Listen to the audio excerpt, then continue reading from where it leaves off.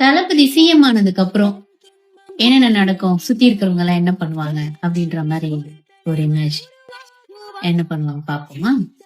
இந்த social medias எல்லாம் இருக்கேன், இந்த டிவி சேனல்ஸ் இதெல்லாம் என்ன பண்ணணும், விஜய் சார் ஜெயிச்சிட்டாரு, இனிமே இதை பண்ணுவாரு, மக்களுக்கு அது பண்ணுவாரு அப்படின்னு சொல்லிட்டு இவ்வளவு நாளா அவரை ஏசி பேசிட்டு இருந்த சோசியல் மீடியா அவரை புகழ்ந்து பேச ஆரம்பிக்கும். ஏன்னா சிஎம் ஆயிட்டாரு. அடுத்து அடுத்து வந்து இந்த கட்சி தலைவர்கள் இவங்க எல்லாம் இருக்காங்க, ரொம்ப கேவலமா எல்லாம் பேசிக்கிட்டு சுத்திக்கிட்டு இருந்தாங்க. அவங்க எல்லாம் என்ன பண்ணுவாங்கன்னா, ஜிங் சக் ஜிங் சக் ஜிங் சக் போட ஆரம்பிச்சிருவாங்க.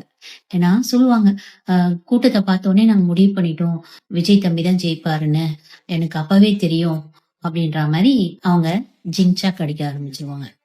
அதுக்கப்புறம் திமுக என்ன பண்ணுவாங்கன்னா, அவங்க பேச மாட்டாங்க, அவங்களுக்கு வயித்தால போயிட்டு இருக்கோம், பயத்துல இருப்பாங்க. அதுக்கப்புறம் அவங்க பண்ணின ஊழல் எல்லாம் வெளியில வர ஆரம்பிக்கும். எந்தெந்த துறையில இவ்வளவு ஊழல் பண்ணியிருக்காங்க அப்படின்ற விஷயம்லாம் ஒன் பை ஒன்னா வெளியில வர ஆரம்பிக்கும். அது எத்தனை 1000 கோடியோ தெரியல, 1000 லட்சம் கோடியா இருக்கும் வரும், அதெல்லாம் வர ஆரம்பிக்கும்.